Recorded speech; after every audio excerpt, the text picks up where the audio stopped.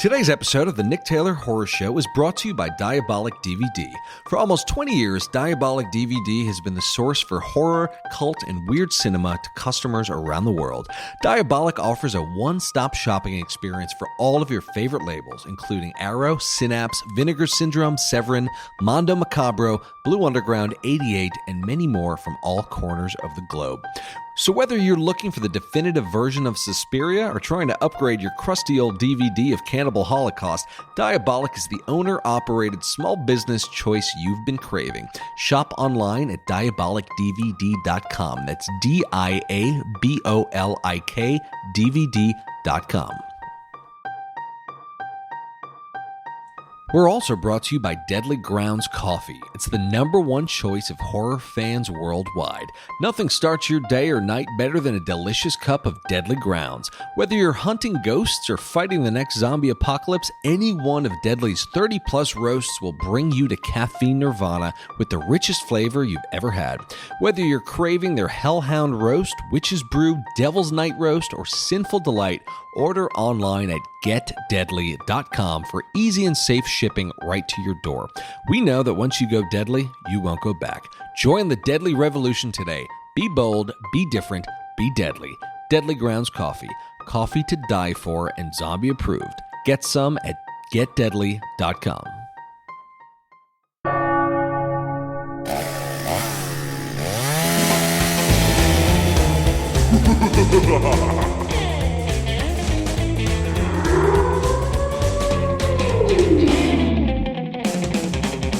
Welcome to the Nick Taylor Horror Show. Justin Dyck is a Canadian director who just released Anything for Jackson, which is now streaming on Shudder. Anything for Jackson is definitely one of my favorite horror films of the year. It really delivers the goods. It's scary, it's funny, it's emotionally poignant, and an extremely unique and different take on ghosts and demons, which was actually really refreshing. All in all, it's a hell of a time, and I highly recommend it. Ironically enough, Justin made Anything for Jackson after making a large number of commercial family films in Canada, which, despite the genre, really paved the way for his technical ability as a director. We talk more about Justin's backstory, the making of Anything for Jackson, and how he pulled off this movie's fantastic creature effects in today's episode of the Nick Taylor Horror Show. Now, without further ado, here is Justin Dyck. Justin Dyck, how do you do, sir? I'm well. How are you? I'm doing good, thanks. Although I have to admit, I have been struggling to floss after seeing Anything for Jackson for the past few days. Yeah, dentists do not approve of our film. No, it is definitely not dentist approved at all. But no, I realized, I think I saw your movie within like a few days of seeing 32 Malasala Street, which was really good on Shudder, and His House, which on Netflix, which I really loved. And it just kind of occurred to me that supernatural and demon movies will never ever go out of style. It's as a genre, it feels so inexhaustible, and there's so much personal metaphor that you can project into these movies, particularly as a vehicle for grief. I mean, the example of something, Hereditary is the big example. Relic is another really good example. But as a genre, I don't think it'll ever go the way of like found footage or zombie movies where everybody has, ghost fatigue. I don't think there'll ever be a ghost or demon fatigue, Yeah, I think especially zombies are a bit limited, right? They, you can make them fast or slow. You can make them living dead or sick, but it's hard to go too far outside of that. And I think a lot of great films have made interesting stories where there are zombies. But you're right, it is a hard genre to reinvent, where I think, demons, it's been pretty intertwined with human history for a very long time, no matter what the part of the world you're in. There's been some sort of demonic stories throughout history. So I think, it's easy to put a fresh take on it. Yeah, and the notion of the reverse exorcism I thought was really fascinating and something new. I feel like we haven't really seen that before. Where did that idea come from? It kind of, the question is the answer. We were trying to come up with a supernatural project, and we said, what can we do that hasn't been seen before? So every idea we came across, we had to twist it somehow. Yeah. So I think that was the very first one. We're going through all the genres and subgenres. We got ghost movies. What's an exorcism? What's the opposite of an exorcism movie? You say, well, it's just that you want to put a soul you want to put something back into a body instead of get something out. So, you can get into the semantics of whether or not a ghost going into a body counts as a reverse exorcism, right, or it has to be a demon or a devil or whatever. But that was just sort of that was where the original concept came from. And were there any kind of false start stories prior to arriving at the current story? Yeah, for sure. It originally came from, we were pitching, I think we had a vampire movie and like a sort of more of a slasher-ish kind of human hunting movie. Yeah. That we were pitching, and the people we were pitching to, liked those, but they said, "Do you have anything in the supernatural space?" So I'm there with the writer Keith Cooper. We say, "Yeah, of course we do. We'll get the treatments together and send them to you when we get home." So we get in the car and we decide, all right, we better come up with some supernatural ideas because we don't have any right now. So we just, start throwing it around, and so reverse exorcism came early, and what does that look like? Well, you want to get a child back. So I think the original idea was two parents kidnap a pregnant woman to try to bring their child back. Mm-hmm. But again, we just stuck with that on the, during the whole creative process. We stuck with the, what's the obvious and how do you break that? So the parent, that was too obvious. We're going to make it grandparents. You're following the story. Originally, we were going to follow the story of Shannon Becker, the pregnant woman, as the victim. But we said, no, it's too obvious. Whose story can we tell here? And we wanted to tell the story of Henry and Audrey. Which I think was interesting. It was refreshing in a way to see protagonists who, they arguably are protagonists, but they were a big focal point of the movie. But they're basically senior citizens. We don't see a lot of major characters in movies that are senior citizens. So I thought that it was pretty interesting. Made only better by their incredible performances. For sure, yeah. The actors, certainly made that much more stronger than we could have with lesser talent. But holy smokes, all the actors were just knocked it out of the park for us. We're very, very fortunate there. But yeah, you're right. You don't see it very much. We looked at movies like The Changeling, mm-hmm. But it's been I can't think of a whole lot of others that put people of that age in the leading roles, and it was just interesting to us. And, if you've looked at I think we'll talk about my other films later on. If you look at those, you realize I've spent a lot of time making, commercial projects that are there to please. And I didn't want to do anything commercial about this movie. We just wanted to let the creative lead, and, whether or not someone's going to buy it was less on less important to us. We just had to make something fully creative, and this is what came out of that. Yeah. You raised, another question I was going to ask is, when you look at your earlier work, it's mostly very wholesome concepts, Christmas and romance and family. And how did you swing so hard left from such wholesome material? None of, or were you repressing all this for all these years? Yeah. They were, it was weird how I kind of stumbled into that. It's, you've heard the old adage, fake it till you make it. Oh yeah. I was good at faking it. I was telling everybody I was a director, and then that's how I got, my first music video. And I was doing music videos. I was working in like corporate productions. I was working in the camera department as well. So I was working as a DOP, a first AC, a DMT. I worked as an editor as well. So I was had my hands in all sorts of things, just mm-hmm. earning a living while I was telling people I was a director. So I'm working on this kids TV series. I'm just filming baby animals on a green screen, little 5-minute bumpers. And the production company I was with, they were, very lucrative. They were doing tons of stuff. And so I said, hey, any interest in making an independent horror film? I'm looking for some financing. So they went off to, I think it was NIPCOM, to look for some funding. Came back and said, all right, good news. I found funding for a movie, but it's a movie about a kid who plays soccer with a monkey. That's different. The monkey doesn't tear his face off, I'm assuming, so it's not exactly horror. So a first film is a first film. And as I said, I was still making corporate videos. So, if I could earn money and make an actual movie, then I said, great. So we did that. It was successful for the genre and made it onto like, Disney Channel and some other good places. And so that got us another one. And a couple of kids and family projects turned into like the holiday romance. I think every production company nowadays, anyone doing, sub $5 million movies is looking at that Christmas space. Right. So we were, I think, a little bit ahead of the curve on that. It wasn't quite as rampant as it is now. But yeah, we moved into there, and my record is, I think, 8 Christmas movies in 1 year. Whoa. So yeah, it's a fantastic day job. I learned how to run a set. I learned how to work with actors. Most days are, pretty standard, but then you have, little things, something as simple as, we had a really low budget one. And we didn't have money for a stunt day, and we had to film, the girl falls off the stool trying to put the light on the Christmas tree, and the handsome lead catches her.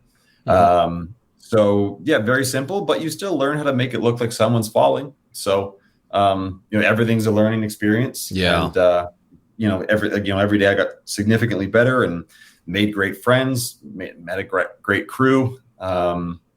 So yeah, they were, they're commercial, products that we're delivering, but it's a fantastic day job while I was pursuing becoming a filmmaker. Yeah, I mean, it sounds like the dream as far as aspiring horror filmmaker wanting to make movies. That's your day job instead of taking something completely outside of the profession. I mean, you're actually directing all day, It totally was, and I think it made me significantly better and more prepared. But I think it did slow us down a little bit in getting the financing for that first movie. It's people don't expect much from in terms of horror from someone who's making these Christmas movies all day long. So right. We started to get a reputation, good or bad. It may have slowed that down a little bit, but I certainly don't regret it because it made me a better filmmaker. So yeah. I mean, it just sounds like it was a hell of a hands-on film school, and not like wasting years at a job that has nothing to do with what you actually want to do, but you're actually so hands-on, and you're probably, I'm sure by the time, it was time to shoot anything for Jackson, you were so ready to go, having had all these movies under your belt. Yeah, we got it greenlit, and then we had 5 or 6 weeks to get the cast, crew, locations, and start rolling cameras. So wow. The script was pretty much ready to go, but that would have been a lot more intimidating had it been my first film. Then I had seen us prep a Christmas movie in 2 weeks. So I'm like, right. we can do this, no problem. So that's awesome. Yeah, I feel like that's a huge point. Don't ever turn any projects down. If you have the opportunity to direct anything, take it, because that can only help your directorial ability. Yeah. Someone growing up, like, I was a teenager in the 90s. So you see the 90s indie film model, and you watch all these guys, they do one film, it explodes, and then they made it. None of them started with 35 Christmas movies. So you don't look at it, you're trying to, manage your reputation and all that stuff. Is this going to hurt me in the future? But it's the year, IMDb is a thing now. So everything you do, people are putting, everything up there. If you worked on a music video as a gaffer, it's going to be on your IMDb. So it's just, it's a lot more open, and it was, it turned out to help, not hurt. So, well, that's great. Yeah. Cause I feel like every job you can and get better. Yeah. Yeah. Cause I feel like producers look for experience, maybe not, you may not have experience in your genre, but no, I think it's interesting that from day one you wanted to do horror. And now, so how did Anything for Jackson get off the ground? I mean, you'd been working on these Christmas movies, and some other family-friendly titles. So what was the process like for getting this movie made? How did you guys finally get it done? Well, we had, as I said, we were pitching a few genre projects, from horror to science fiction, even some thrillers and sort of actiony stuff, but all for like super low budget concepts. So we went to AFM to try to pitch. I wouldn't recommend that to aspiring filmmakers. AFM is who? American Film Market. Yeah. So we learned a lot. I'm glad I went, but it didn't help. Yeah. Everyone there wants a movie that has, they're looking for something that's shot, then just needs a little bit of money to go into post-production, or a movie that is, 50% financed already, and then they come in for the last half. It's, the last in, first out financing kind of models. So no one there was looking to, start a movie from nothing, which we didn't know before we went, but still, we learned a lot. We got to see the other movies that were out there. But it wasn't necessarily a good step. And then we get back home. And you know what we did have? We had a lot more experience pitching because we took like 75 meetings when we were there over like a 5-day stint. Whoa, at AFM you took 75 meetings. Yeah. And it's great. You just walk around in the hotel and go in and, hey, you guys, looking for concepts, and you sit down and talk to them and you get feedback. And wow. So it just impromptu. Just there's a bunch of conference rooms and you just belly up to them. We booked, I think, 20 because you get the list of vendors before you go. So I just sent a bunch of cold emails and we got about 20 booked. But as we're like waiting in between, you just walk up and down the halls and everyone's got their posters outside, and anything that looked like it had was a decent fit. We just knocked on the door and they either said, yes, come on in, or come back in 2 hours. And so, it was a quick lesson in pitching.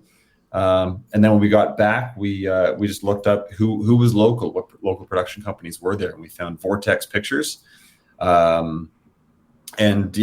went in. It was a 5-minute pitch. And then we went and met the executive producer.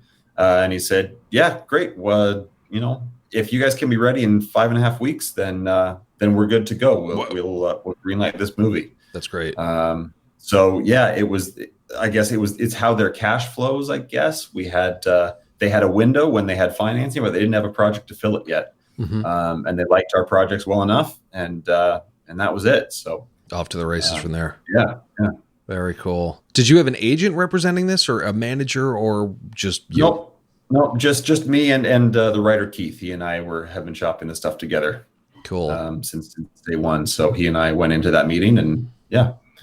So you had an exceptional cast here, and a couple people looked familiar, but I don't think there was anybody who I was that familiar with. So I'm curious, what was your approach to casting? Because usually when it comes to like lower budget movies, particularly horror, if the performances aren't tight, it ruins everything. But everybody was so just on it. It was such an exceptional cast. What was your casting approach like, and how did you find these people? First up was Sheila McCarthy. She is very experienced. She was in Die Hard 2, was I think her first big role, and then she's in Umbrella Academy right now. People know her for that. She's also a Stratford actress. So Stratford is Canada's sort of big live theater community. Christopher Plummer's famous for continuing to perform in Stratford. So I saw her in an indie film called Cardinals, where she played the lead. And I loved it. And this was right around the time we were finishing off the script for Jackson. And I looked her up, and I saw, again, benefit of working in Christmas movies. I had worked with an actor who had produced something with Sheila in it. So I sent him a message and just said, hey, do you know her? He said, oh, she is absolutely wonderful. Here's her email address. So he got me in touch with her with a nice introduction. Sent her the script. 2 days later, she had read it. She loved it. And she said, I do big shows so that I can afford to come and do little indie projects like this. This sounds right up my alley. That's huge. And just to stop you for a second, I feel like that's something that so many filmmakers just overlook, is the fact that you can get great actors for low budget movies because of the excitement your movie can offer these big actors, particularly people on TV shows who a lot of times get kind of lost in the fray and are not always leads, but that they're great actors. But if you put them front and center in your movie, they first of all would love the opportunity to have that much exposure, but also relish the opportunity to do something new and different. I just feel like that's huge. And that was the case with Sheila, was it? Sheila. Yeah, Sheila McCarthy. Yeah, absolutely right. Local helps as well. If you're flying them in from somewhere, it's a little less comfortable than just, we'll drive you in for the week and then you can be home weekends. And we shot, I think we're about, a 45 to 50 minute drive from her house. So wow. That helps a lot too. She came on, we didn't have any paperwork or anything, but she came on well enough that we could tell people she was willing to do it. Right. So that was probably why the pitch, went so quickly. We said we had got this, and Sheila has, soft agreed to come on with us. So yeah, with her involved, after we got the green light, we went out to Julian Richings. So Julian is he's best known for playing Death on Supernatural. Okay. But he's also he's sort of he's very well known, especially in Canadian indie films. And I think it's just a passion of his. He likes, helping out young and up and coming filmmakers. So he tends to say yes to a lot of things if he can make it work. He just loves being on set and loves performing. So he's a great get, but he doesn't typically, in his own words, he said, I usually play the scary guy in the corner. He doesn't typically get a lead, but his talent is, second to none. So Keith had actually kept him in mind when writing, because again, we knew he was another local actor. He was Toronto based, so we'd be able to, we couldn't afford to fly somebody in and put them up in a hotel. So we knew, all right, that this could be the guy we get. So Keith actually wrote the script for Julian. Oh, that's cool. And not thinking we were going to get him, but we just, had someone in mind. And then sure enough, with Sheila attached, we sent him the script. He liked the script, but wanted to have lunch. So we went and met with him for lunch, and he's like, this is a good script, but what is your intention with this movie? Because it could easily be, a farce. It could be quite silly. But I think he needed us to reassure that it is about Henry and Audrey, their love for each other, and their grief. Yeah. So it had to be a human story wrapped up with lots of fun scares and things. And as soon as, once we spoke with him, he believed in us and liked the direction we were taking it. So he signed on. So those are obviously our two big ones. And then Yannick Besson is best known for Murdoch Mysteries, which is a big show here in Canada, and it's a massive over in the United Kingdom, from what I understand. So he was a big get, and he was a friend with the production company. They worked with him a few times, and he likes playing off character because he's been this character on. He's a detective in like the 1920s or 1800s or something. Was he like their that. kind of Satanist consultant? No, he played Rory, the snowblower guy. Oh, okay, that dude. Yeah. So he's typically plays this handsome leading man detective type. So to come out and play this, super strange, not too bright neighbor was something that interested him.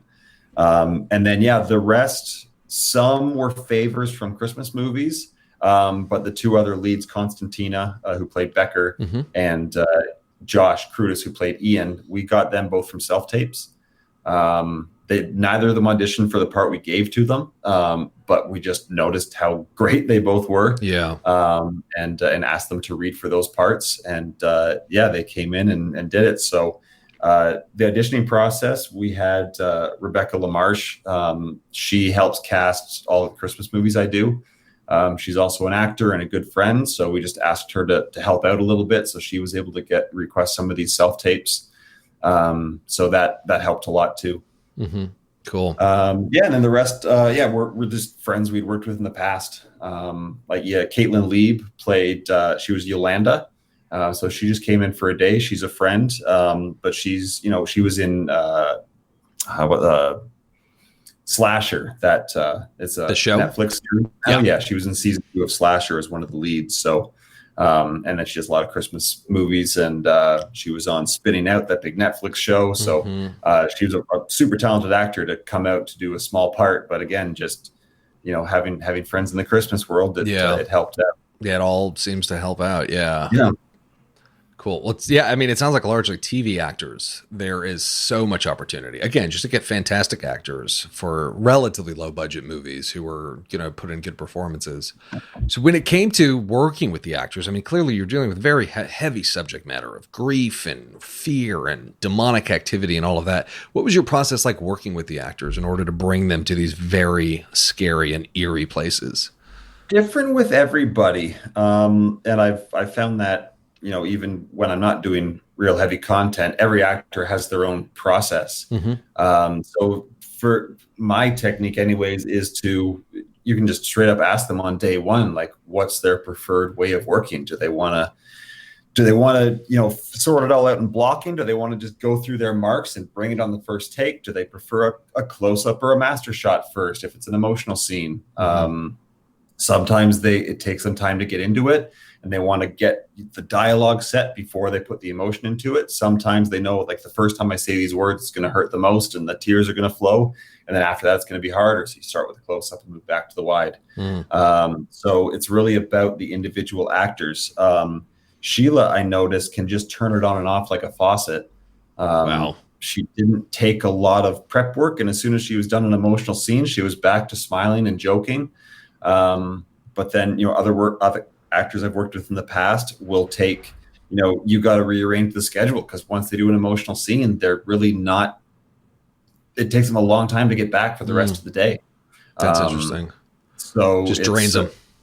It does. Yeah. And it's, it's understandable, totally, to get your head in that space and then to just bounce back so quickly. So, they're all different, and it's really, I guess, about listening to the actors, and trying to figure out what they need best. Yeah. It seems like the key to working with actors in general, not having one single approach for working with each actor, because there's different types of actors. Some are method, some prefer to rehearse, some prefer not to rehearse. Catering your directorial style is the name of the game. For sure. I learned a lot watching Josh Crudis and Julian Richings in the scene near the end, when they're sort of like yelling at each other. So Josh, he was bringing so much emotion and raw energy to the scene, but he started forgetting some of his lines. And so he would just like stay in character and stay in the moment, but bring himself back. And just naturally, Julian started leaning into that. So Julian would miss a line, and typically you would just go back and say the previous line so they could pick it up from there. But he would ad-lib things and just throw other stuff at Josh to keep him in that moment, keep him upset, but not throw him off his game.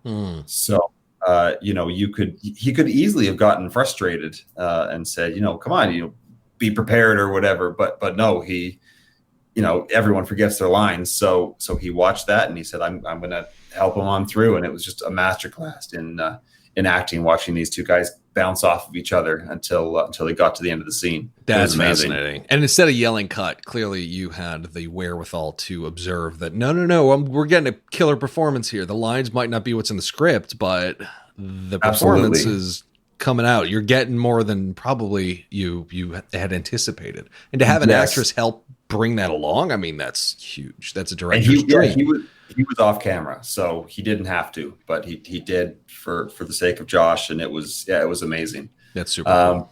But yeah, that's something I do a lot. I often get actors looking right into the lens when they're just done with the scene. Like, I don't know what I'm going to cut, so I'm just gonna let it keep running.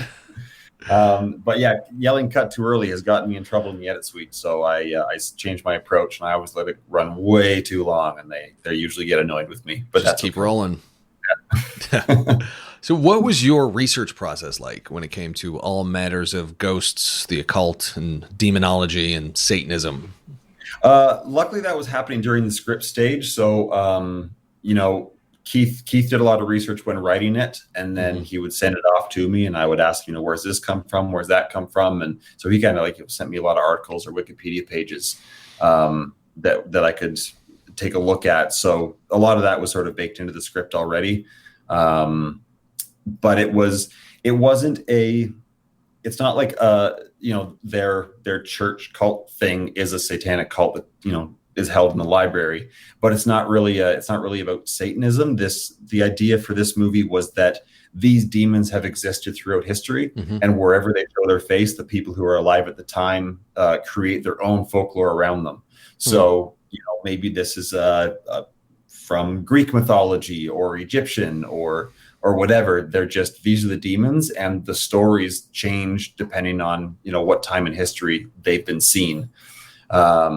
So our demons weren't taken from one specific religion. They were all inspired by different things we found, different artwork throughout history. So we kind of created our own world in that sense.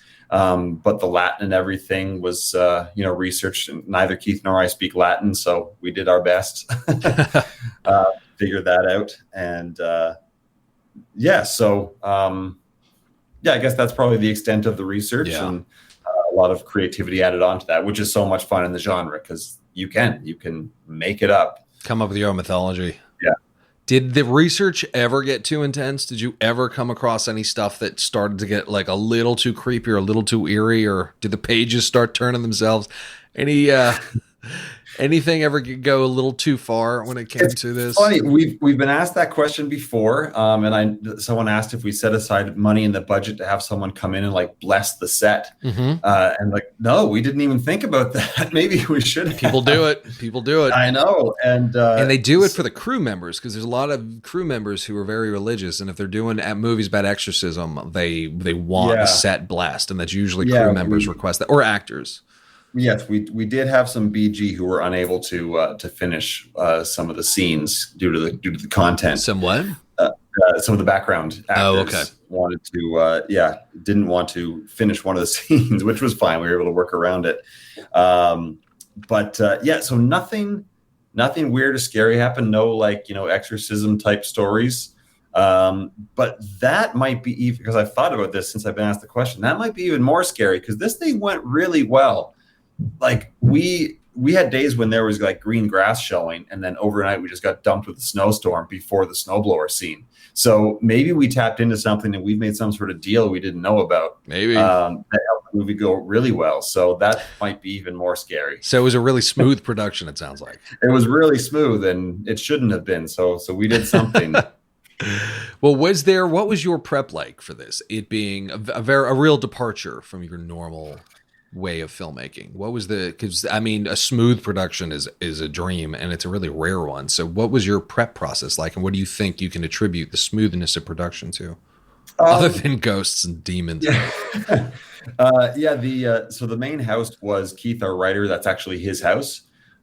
So we didn't have to rent it, and we weren't like limited to, you get possession at 8 a.m. this morning, you roll cameras at 9. Mm-hmm. So for the weeks leading up to it, we just sat in there and blocked through scenes. Sometimes we'd, get up and we'd run through stuff ourselves, or, we'd get one of his kids to stand here or stand there, and we'd snap pictures on a phone.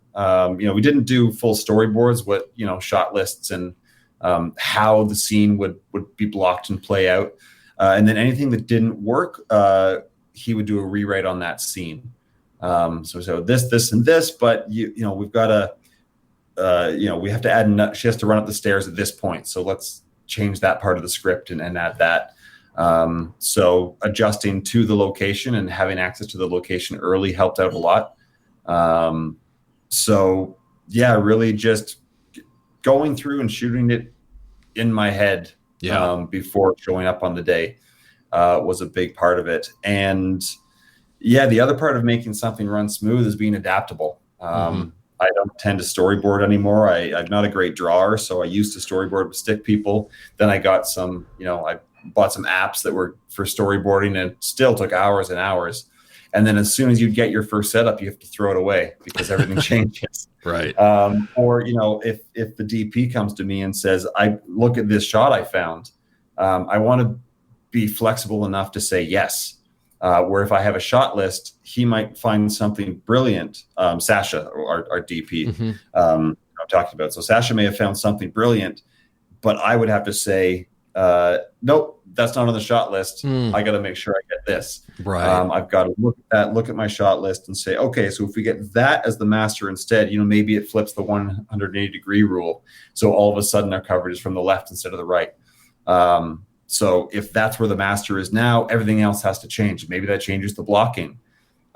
So being adaptable and ready to move and change on the day, and just being able to, prepared enough that you can think through that stuff, goes a long way to running a smooth set. Yeah, I feel like that's huge. The notion of being adaptable. David Lynch specifically does not shot list anything because he wants to allow the shot to present itself based on where he is. And he finds that by doing that, the shots are always different from what he imagined, and usually better because he's not adhering to just rigid formalities of what the shot can be. Same thing with performances too, which is interesting.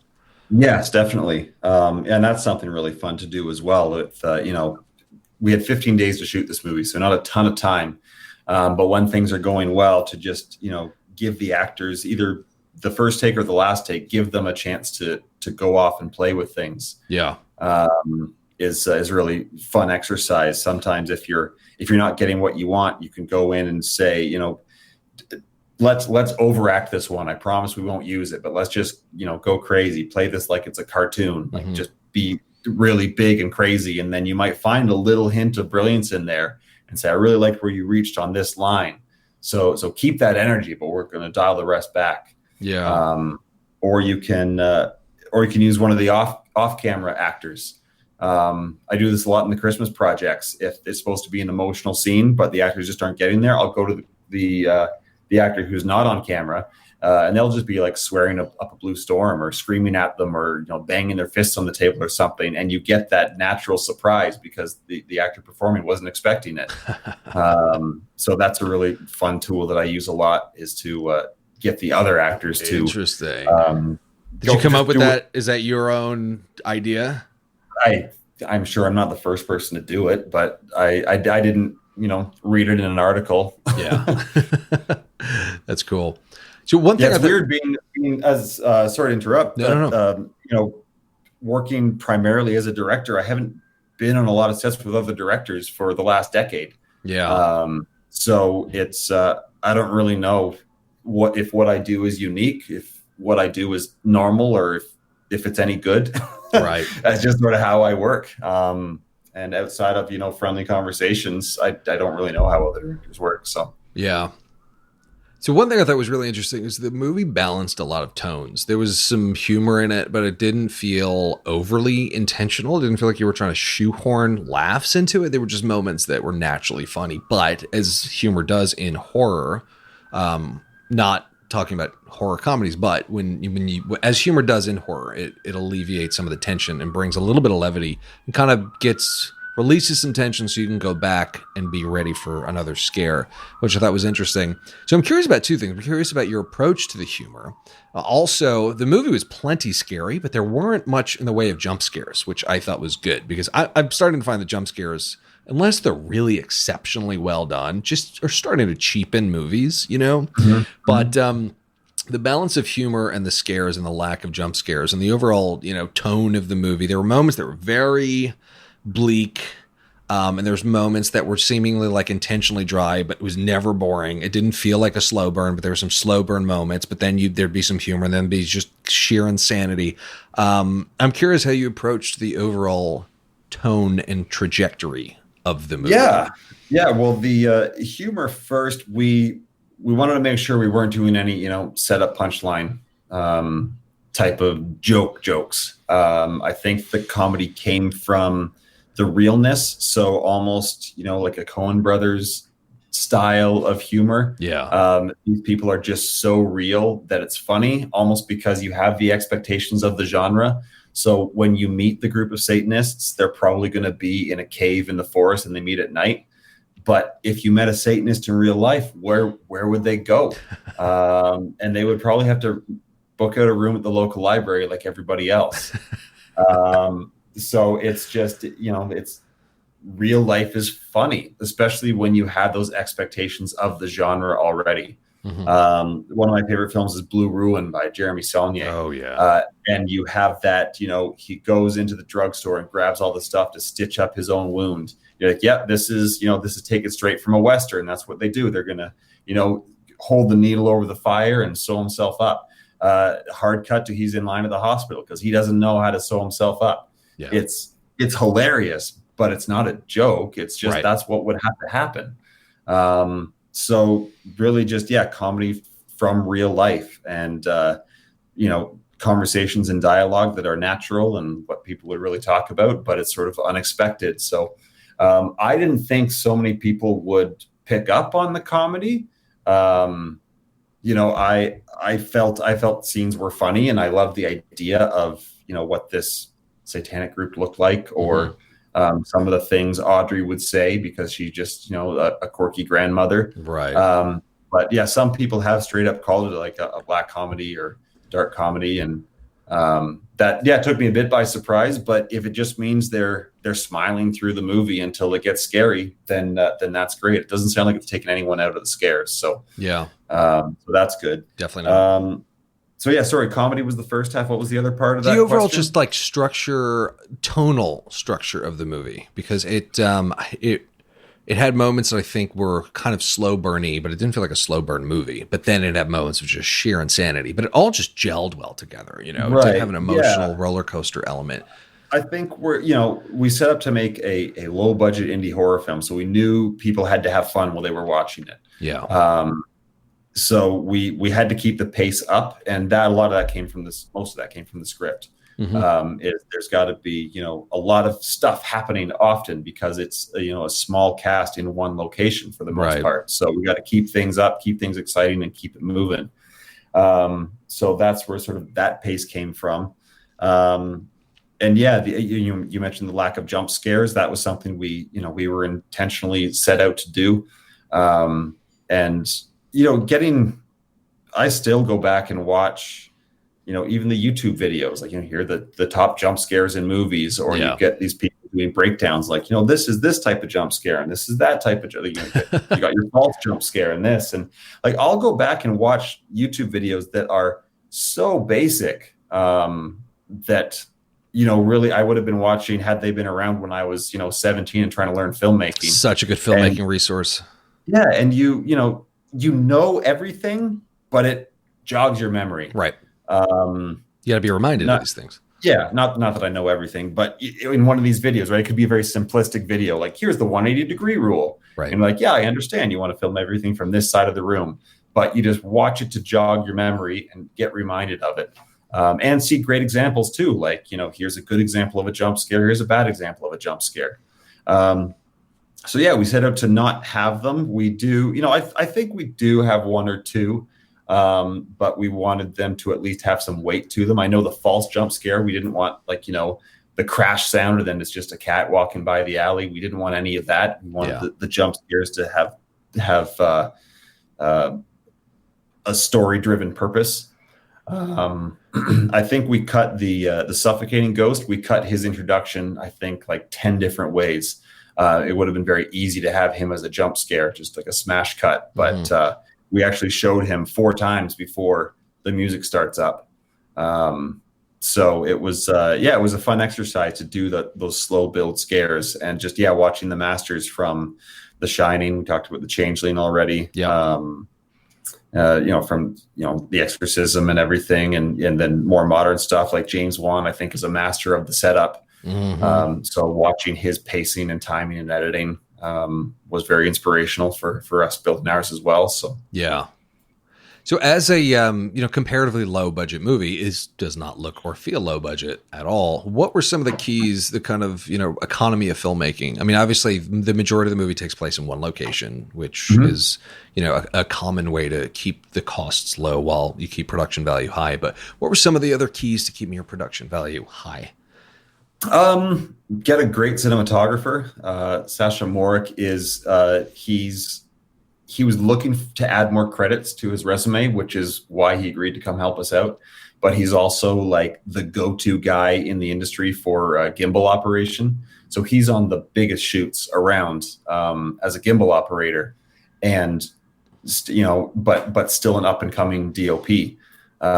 So you find someone like that who's got tons of experience and knows everything, but wants that credit on the IMDb, and you can.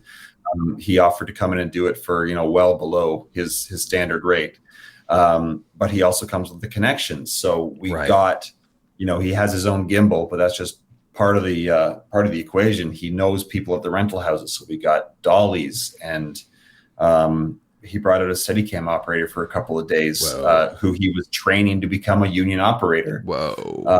So the stuff we got was, we had no right having that on a film of this budget, but you find, even down to one of our drivers, he's a local guy, met him recently, and he was a photographer trying to get into film. I said, well, hey, come out, be a driver. And then whenever you're not going somewhere, come inside and learn, check out what set is like.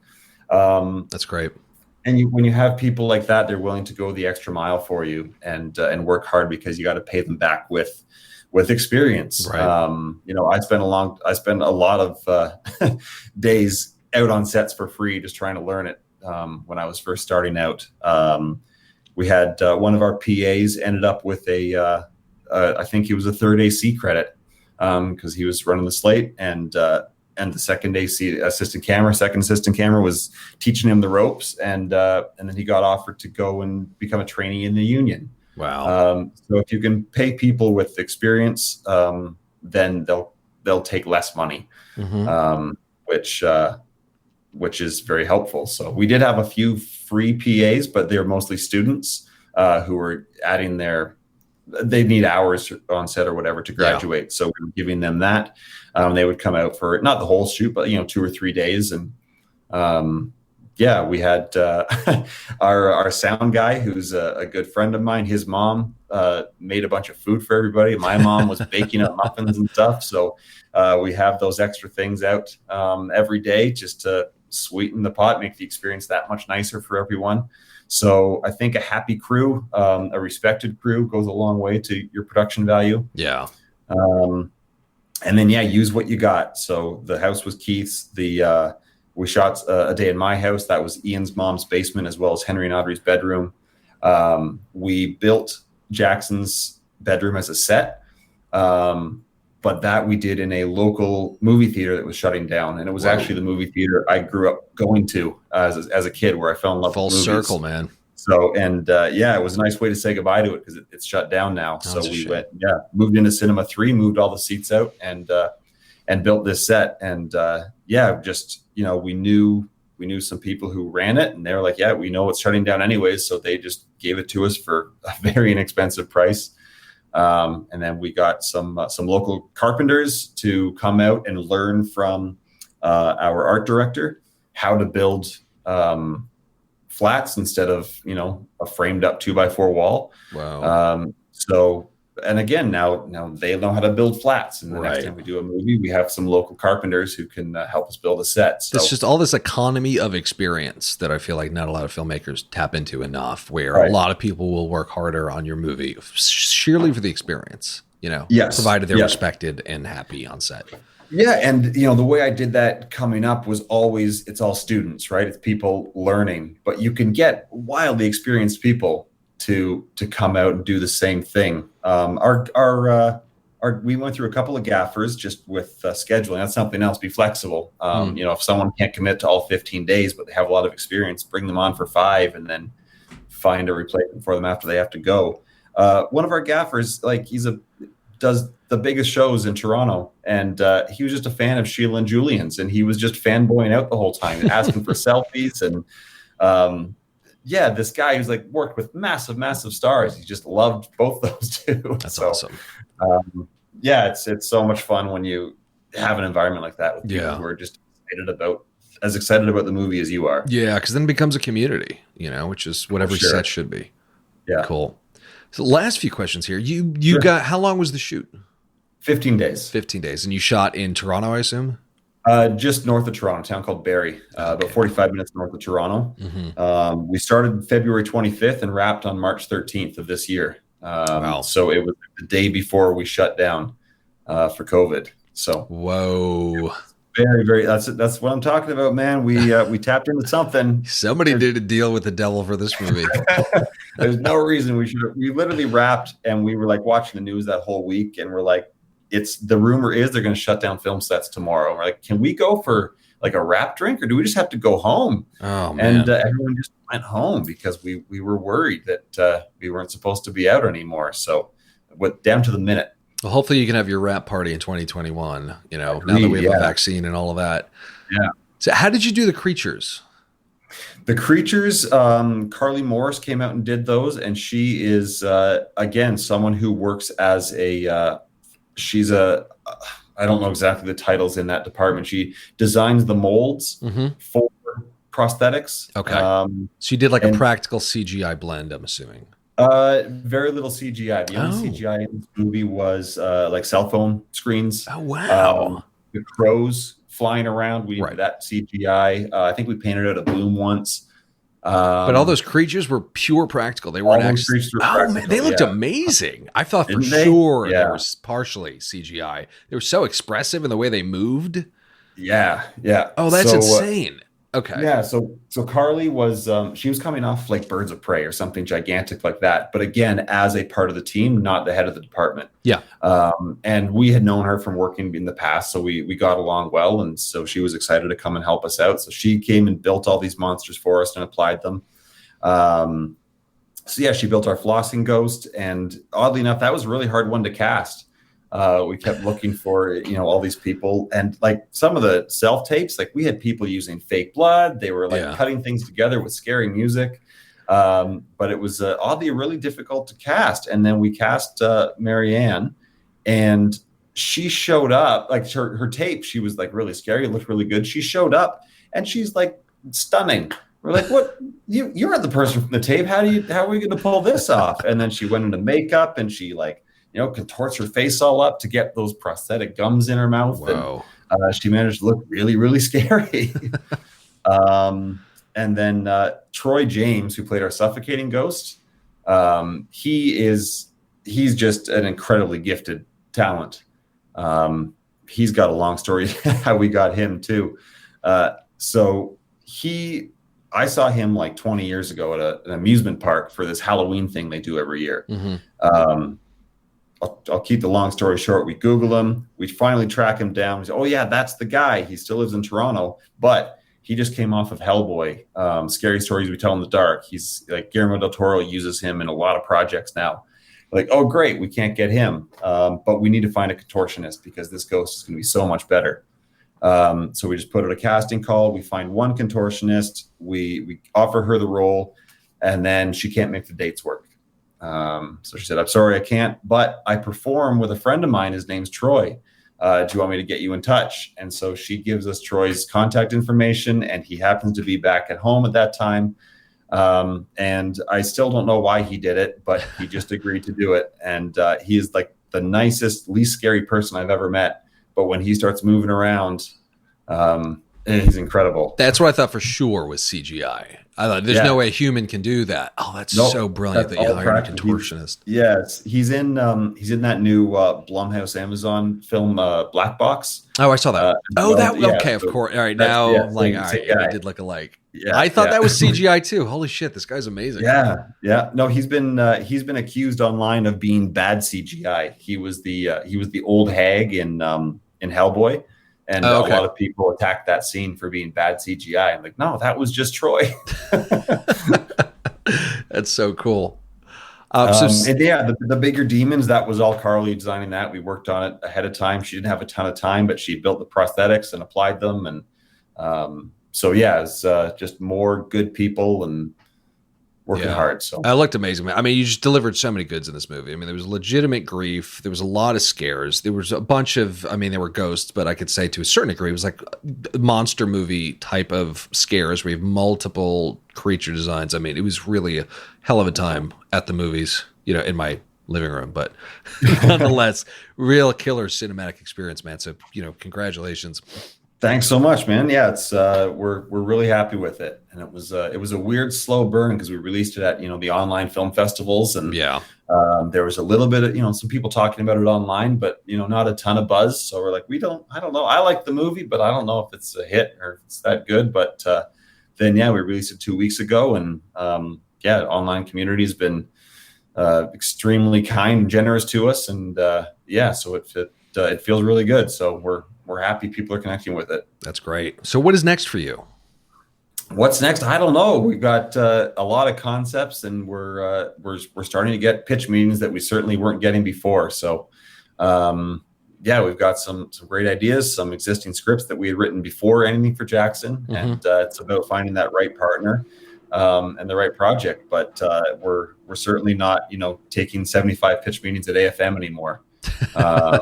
Where people are returning our calls, and we're going into talk to actual horror studios and stuff. So it's really exciting. That's great, man. So last question. I mean, obviously when it comes to filmmaking and writing and anything related to film, there's a lot of books out there. There's a lot of resources, not all of which are high quality. But along your filmmaking career path, were there any particularly good resources or books that were helpful either from a career perspective or from a creative perspective?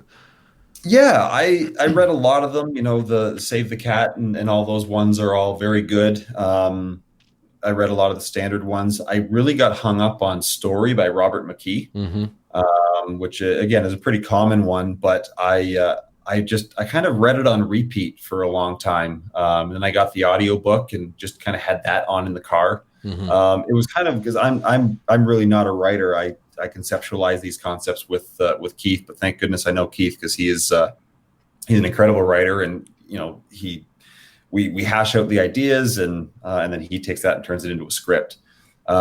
So it was when I was sort of trying to figure out how can I be a writer, because this was before I met Keith. And I got hung up on that book. So as I was trying to write something, just in my off time, I'd be listening to the audiobook or reading more pages and going out. So my copy of it's all marked up with highlighting and tabs and everything in it. So I really liked that book. And then a lot of time with DVDs. When I was first starting out, I remember the Once Upon a Time in Mexico DVD has a ton of behind the scenes stuff. 5-minute film school. Yeah, what is it? 5 minutes? I think it's different on every film. I think it's 15 minutes. The Sin City one was my favorite. Yes, yeah. So they used to have such great content on those DVDs, which I guess is on YouTube now. So it's it's good. But I loved how. Yeah, so I would dive into all those DVDs. I would raid DVD stores, and I would buy movies I didn't even like just to get to a good behind the scenes content on there. Listen to the director's commentaries, and a lot of watching frame by frame. So I would find scenes that I like, and then I would just analyze them to death and say, why did this scare me so much? And watch it in real time, watch it in slow motion, go frame by frame, see how they built it, write it all down. And so those were, I guess those are my resources. Cool. And still are. I still sort of go back to that. Now YouTube, as we were talking about earlier. Yeah. People do great analysis on there. There's some. It's amazing. It's almost criminal that it's free, Yeah. Yeah. I always look for these guys' Patreon pages if it's particularly helpful. And usually they don't have them. Yeah. Yeah. Yeah. Cool. Yeah, I don't know if they're all like retired film professors or what, but the stuff people are putting out is so detailed and so helpful. Yeah, so much great stuff out there. Well, Justin, real pleasure talking to you. Thank you so much for taking the time. This is a real blast. And congratulations on Anything for Jackson. I mean, it was such a thrill ride. So huge congrats to you and your team. Thank you very much. Yeah, no, I appreciate the time. This has been a lot of fun. You've asked a lot of interesting questions I haven't gotten to talk about yet. So appreciate your time. Cool. Thank you. All right, here as always are some key takeaways from this conversation with Justin Dyck. Number 1, tap into the economy of experience. This is a common theme among a lot of indie filmmakers, but it bears repeating. One of the keys to achieving high production value on a low-budget movie is to tap into people's yearning for experience. Justin was able to get a great DP for Anything for Jackson for less than his usual fee because this DP wanted more diverse IMDb credits, and this project was able to provide him with just that. This rule can also apply to actors. Justin cast a bunch of very experienced TV actors whose experience on very big shows tended to get a little boring, while this indie horror movie offered them a fun and fresh experience, so they signed on for less than their usual fee. The movie also offered them an opportunity for more focused screen time, which is really important for actors as well. Doing this effectively boils down to the experience that you can provide to your cast and crew. If you can't pay a lot, you have to make it worth their while by going out of your way to make the experience valuable and enjoyable for them. So find resourceful ways for your movie to provide high-value people opportunities to learn, to do something different, to get more exposure, or just to have fun. Number 2, there's humor in realism. There are a number of humorous moments in Anything for Jackson, and they were so natural that they seemed almost unintentional. The way Justin described the movie's funny moments was by comparing them to Coen Brothers movies, where you have ordinary people in very extraordinary circumstances, which is really on display in Fargo. Observing how real everyday people respond to crazy scenarios creates a juxtaposition that's naturally humorous. Justin also cited Blue Ruin as a prime example of this, which I highly recommend. So if you're looking to raise the levity of your horror film by using humor, it can be as simple as adding a dose of realism just by being truthful. This will let the laughs shine through in a very natural but unexpected way. Number 3, don't turn down opportunities. Justin entered the industry wanting to make horror movies, but was instead offered the opportunity to direct a family film. Instead of thumbing his nose at the opportunity, he took it because he knew that the experience would be valuable for him as a director. Justin did such a great job on that movie that he ended up being asked to direct multiple other family movies. And despite the fact that these were not necessarily the kinds of movies he wanted to be directing, making them became his day job, where he was able to learn countless lessons about working with actors, the pace of the set, camera equipment, and the technical sides of directing and filmmaking. He also built a killer network of crew members, producers, and actors. So as far as day jobs go, this is a dream come true for any aspiring filmmaker, because when it came time to direct Anything for Jackson, Justin was able to draw from years of very hands-on experience, and he executed a great movie with a very smooth production, all because of his experience. This is a serious reason to consider saying yes to opportunities that are not exactly what you're looking for at the time, because they can make you a better filmmaker. Anyway, guys, thank you as always for listening. If you enjoyed this episode, why not share it with your friends and family on social media? Don't forget to follow the show on Instagram at I'm Nick Taylor and on Twitter at the same handle. Thanks again for listening to The Nick Taylor Horror Show.